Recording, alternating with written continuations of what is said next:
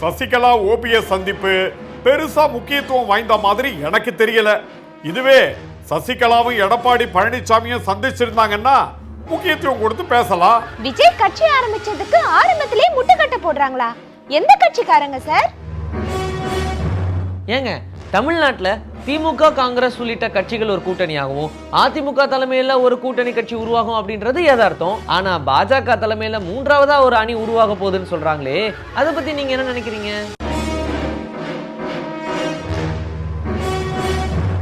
இந்தியாவில் அதானி என்று சொன்னாலே போதும், அடுத்த நொடியே மக்கள் புரிந்து கொள்வார்கள். அதானியின் முதலீடே நரேந்திர மோடி தான். अदानी नाम लिया जाता है तो लोगों को बात एक सेकंड में समझ आ जाती है. மம்தா பானர்ஜிக்கு காங்கிரஸ் கட்சி பதிலடி கொடுத்திருக்கா? திமுக கூட்டணியில தொகுதி பங்கீட்டு பேச்சுவார்த்தை நடந்துகிட்டு இருக்கு. அதுல பல பிரச்சனைகள் நடந்துகிட்டு இருக்கிறதா சொல்றாங்களே, கவனிச்சிங்களா? அதாகப்பட்டது மகாஜனங்களே.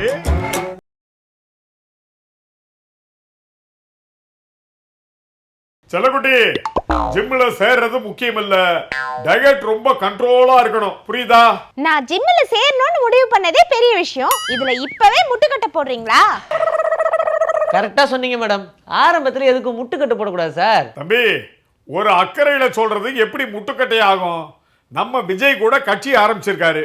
கட்சி ஆரம்பிக்கிறது முக்கியம் இல்ல, தொடர்ந்து தனித்த கொள்கையோட செயல்படணும்னு சில பேர் சொல்றாங்க. அது அவர் மேல இருக்கிற அக்கறையால தானே. நீங்க சொல்றத ஒரு வகையில ஏத்துக்கலாம். ஆனா அவருக்கும் ஆரம்பத்திலேயே ஒரு சில பேர் முட்டுக்கட்டை போடுறாங்களே.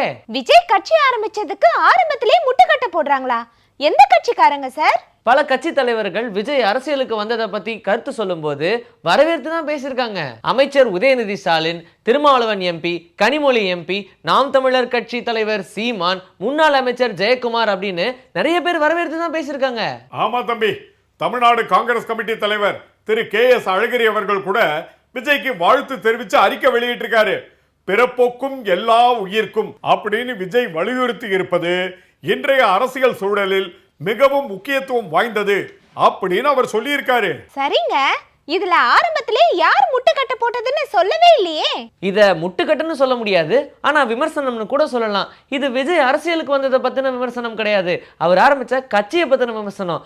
தமிழக வெற்றி கழகம் அப்படின்னு ஆரம்பிச்ச இவருடைய கட்சியின் பெயரை மட்டும் கொஞ்சம் ஆழ்ந்து சிந்திச்சு யோசிச்சு நல்ல பேரா வச்சிருக்கலான்னு சமூக வலைதளங்கள்ல விமர்சனம் போய்கிட்டு இருக்கு. இதுல இன்னொரு விஷயம், தமிழ்நாடு அப்படிங்கிற வார்த்தைய தமிழகம்னு சொல்லி ஆளுநர் சர்ச்சையை உருவாக்குனார்ல, அதே மாதிரி விஜய் ஆரம்பிச்சிருக்கிற இந்த கட்சியின் பெயர்ல தமிழ்நாடு அப்படிங்கிற வார்த்தை வராம ஏன் தமிழகம்னு வச்சாருன்னு அதையும் சமூக வலைதளங்களை போட்டு வருத்தெடுத்துட்டு இருக்காங்க.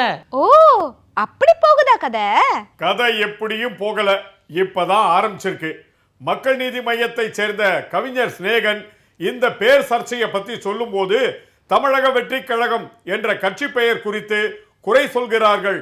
பெயரில் எந்த பிரச்சனையும் இல்லை, தமிழ்நாடோ தமிழகமோ பெயரை விட கட்சியின் கொள்கை என்ன என்பதில் தான் கவனம் இருக்க வேண்டும் அப்படின்னு அவர் சொல்லியிருக்காரு. சூப்பருங்க, நாமளும் நம்முடைய வாழ்த்துக்களை விஜய்க்கு சொல்லிக்குவோம். இந்த பேச்சுல நாட்டுல நடக்கிறதையும் நாடாளுமன்றத்துல நடக்கிறதையும் மக்கள் கவனிக்காம இருந்துடக்கூடாது. நாட்டுல நடக்கிறதுனா எதை சொல்றீங்க? வரப்போற நாடாளுமன்ற தேர்தலை மனசுல வச்சுக்கிட்டு எல்லா அரசியல் கட்சிகளும் காய் நதிக்கிட்டு இருக்காங்க. ராமர் கோயிலை திறக்கிறதுல இருந்து அமலாக்கத்துறையை அனுப்புற வரைக்கும் பாஜக ஹை ஸ்பீட்ல போய்கிட்டு இருக்கு. தம்பி, ஹை ஸ்பீடு என்னைக்குமே ஆபத்து தான். அது ரோட்ல இருந்தாலும் சரி, நாட்டில் இருந்தாலும் சரி. பீகார்ல கூட்டணியை மாத்துறதும், ஜார்க்கண்ட்ல முதலமைச்சர் அமலாக்கத்துறையை விட்டு டார்ச்சர் பண்ணி கைது பண்றதும் பாஜகவோட அடாவடி பாலிடிக்ஸ். இதுல டெல்லி முதல்வர் அரவிந்த் கெஜ்ரிவாலுக்கும் கடுமையான நெருக்கடிகளை கொடுத்துட்டு இருக்கு மத்திய பாஜக அரசாங்கம். மதுபான கொள்கை முறைகேடு வழக்கு தானே. அமலாக்கத்துறை சம்மன் அனுப்புறதும், அரவிந்த் கெஜ்ரிவால் கைது செய்யப்பட போகிறார் அப்படின்னு சொல்றதும் திக் திக் இன்சிடென்ட்டா இருக்கு அரசியல்ல. தம்பி, அமலாக்கத்துறை ஒரு பக்கம், கிரைம் பிரான்ச் போலீஸ் இன்னொரு பக்கம். கிரைம் பிரான்ச் போலீஸா? என்னங்க சொல்றீங்க? ஆமாண்டி செல்லக்குட்டி, அரவிந்த் கெஜ்ரிவால் வீட்டுக்கு இன்னைக்கு டெல்லி கிரைம் பிரான்ச் போலீசார் போயிருக்காங்க. எம்எல்ஏக்களிடம் பேரம் பேசப்பட்டதாக கெஜ்ரிவால் முன்வைத்த குற்றச்சாட்டு தொடர்பா அவரிடம் ஆதாரங்களை கேட்டு நோட்டீஸ் கொடுக்கப்பட்டுள்ளதாக தகவல்கள் வெளியாகி இருக்கு. எம்எல்ஏக்கள் கிட்ட பேரம் பேசப்பட்டுச்சா? யாரு பேரம் பேசினாங்க? இதுல என்னங்க சந்தேகம்? பாஜக தான் பேரம் பேசியிருக்கோம். பாஜக ஆளாத மாநிலங்கள்ல இதுதானே நடந்துட்டு இருக்கு. கரெக்ட் செல்லக்குட்டி, இத பத்தி அரவிந்த் கெஜ்ரிவால் பேசியிருந்தாரு. டெல்லியில ஆம் ஆத்மி எம்எல்ஏக்கள் 7 பேரை பாஜக தொடர்பு கொண்டு அவங்களுக்கு 25 கோடி வரைக்கும் தருகிறோம், தேர்தலில் போட்டியிடவும் வாய்ப்பு தருகிறோம்னு சொல்லி தங்கள் பக்கம் வருமாறு பேரம் நடத்தி இருக்காங்கன்னு சொன்னாரு. மதுபான கொள்கை ஊழல்ல அரவிந்த் கெஜ்ரிவாலை விரைவில் கைது செய்து விடுவோம், பின்னர் தன் பக்கம் எம்எல்ஏக்களை இழுத்து ஆட்சியை கவிழ்த்து விடுவோம் அப்படின்னு பாஜக தரப்புல சொல்லப்பட்டதாகவும், ஆனா அந்த 7 எம்எல்ஏக்களும் அதை புறக்கணிச்சுட்டாங்கன்னு சொல்லி இருந்தாரு.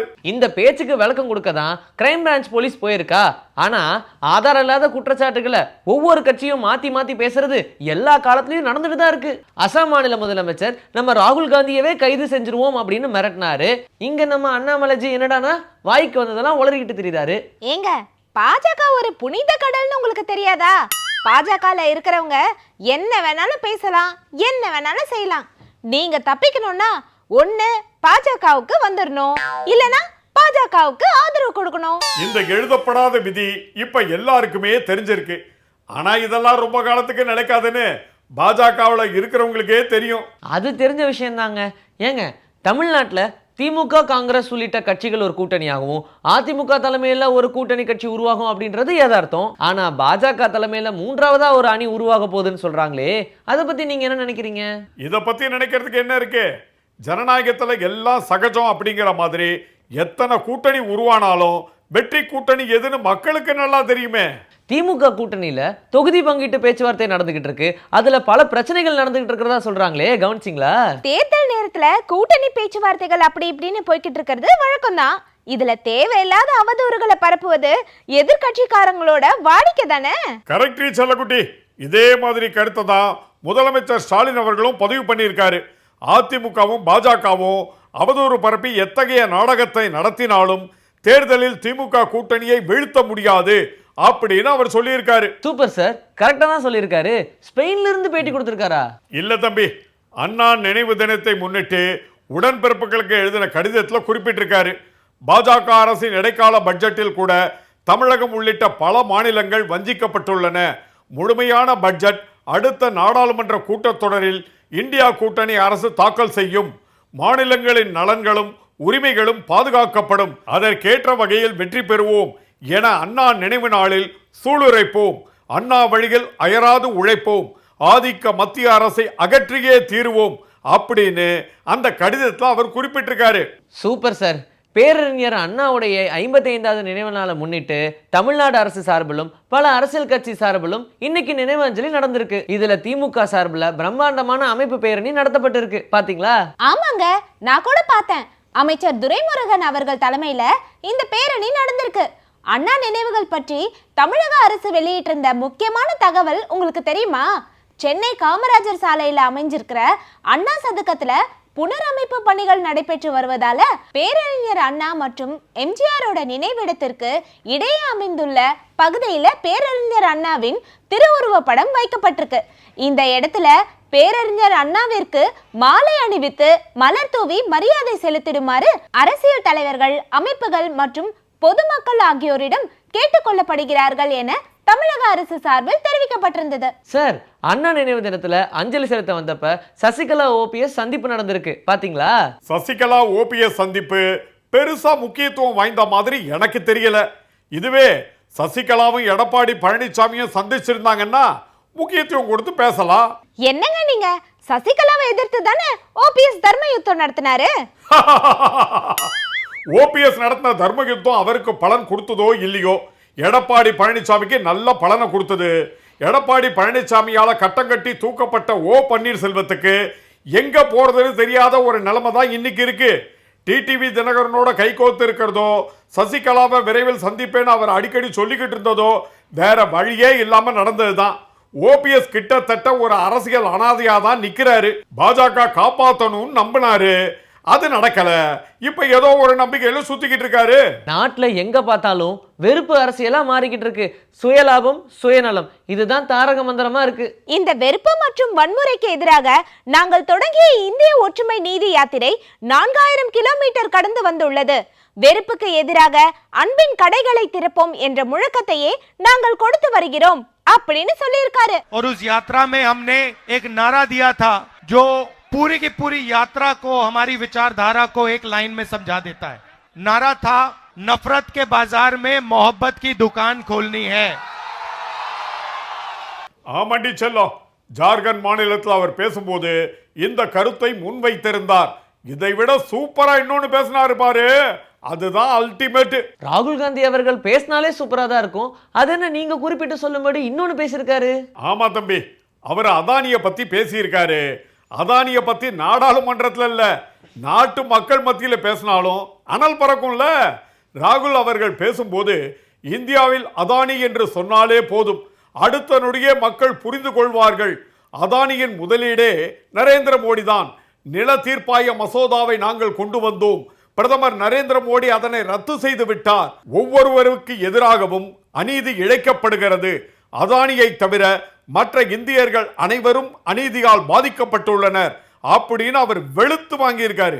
ये देखो, जैसे ही हिंदुस्तान में अदानी नाम लिया जाता है तो लोगों को बात एक सेकंड में समझ आ जाती है। भाई और बहनों, देश के सारे रिसोर्सेज, एयरपोर्ट, जमीन, पोर्ट, इंफ्रास्ट्रक्चर, सड़कें, ये सारा का सारा जो आपकी पूंजी है, ये नरेंद्र मोदी जी अपने मित्र अदानी। சார், இந்திய கூட்டணியில இருக்கிற மம்தா பானர்ஜி அவர்கள் காங்கிரஸ் கட்சியை தொடர்ந்து விமர்சனம் பண்ணிட்டு இருக்காங்களே, அதை பத்தின உங்களுடைய கருத்து என்ன? அதுக்கு காங்கிரஸ் கட்சியே பதிலடி கொடுத்திருக்கு. மம்தா பானர்ஜிக்கு காங்கிரஸ் கட்சி பதிலடி கொடுத்திருக்கா? ஆமாண்டி செல்லம், ஆனா அடாவடியா பதில் சொல்லல, அமைதியா நாசுக்கான முறையில சொல்லியிருக்காங்க. மாநில அளவில் நமக்கிடையே இருக்கும் மாற்று கருத்துக்களை ஒதுக்கி வைத்துவிட்டு தேசிய கண்ணோட்டத்தில் சிந்திக்க வேண்டும். பாஜக RSS கொள்கைக்கு எதிராக போராடுவதுதான் நமது ஒரே இலக்கு அப்படின்னு காங்கிரஸ் கட்சியோட பொதுச் செயலாளர் ஜெயராம் ரமேஷ் அவர்கள் மம்தாவின் கருத்துக்கு பதில் சொல்லியிருக்காரு. एक ही निशाना होना चाहिए। हम लोग बीजेपी के खिलाफ लड़ाई लड़ रहे हैं, RSS की विचारधारा को हराने में लगे हुए हैं। जो आपस मतभेद है राज्य के स्तर को, राजनीति को लेकर, उसको थोड़ा पीछे हटाकर हमें राष्ट्रीय नजरिया लेना है, क्योंकि इंडिया गठबंधन राष्ट्रीय स्तर के लिए है, लोकसभा चुनाव के लिए है, विधानसभा चुनाव के लिए नहीं है। சரிங்க சார், நானும் அமைதியா நாசுக்கா கேட்குறேன், இவங்களையே ஜிம்ல சேர்த்துடுறீங்க? அவங்க பார்க்க அழகா ஒல்லியா தானே இருக்காங்க. அப்படி கேளுங்க சார், எவ்வளவு சொன்னாலும் கேட்காம இங்க கூட்டிட்டு வந்துட்டாரு. நான் பார்க்க சுமாரா இல்லைனாலும் சூப்பரா இருக்கேன்ல. தம்பி, வெக்கத்தை விட்டு உங்ககிட்ட சொல்றேன், நான் இப்ப வாயை திறந்து சொல்லலன்னா மைண்ட் வாய்ஸ் உனக்கு வெளியில கேட்கிற அளவுக்கு உள்ளுக்குள்ள நான் பொங்கிக்கிட்டு இருக்கேன்பா. ஒரு நாளைக்கு 3 வேளை சாப்பிடணுங்கிறது தான் வழக்கம். ஆனா இவன் 12 வேளை சாப்பிட்றா. இவளுக்கு உடம்பு மட்டும் ஏறவே மாட்டேங்குது. அதான் ஜிம்முக்கு கூட்டிட்டு வந்து டயட் இருக்கணும்னு நீங்க அட்வைஸ் கொடுத்தீங்கன்னா என் காசு மிச்சமாகும். அடடே, சூப்பர் ஐடியாவே இருக்கே. நானும் என் ஒய்ஃபுக்கு இதை இம்ப்ளிமெண்ட் பண்றேன். ஆஹா, அப்ப வீட்டுக்கு வீடு இதே நிலைமை தானா? அதாகப்பட்டது மகாஜனங்களே.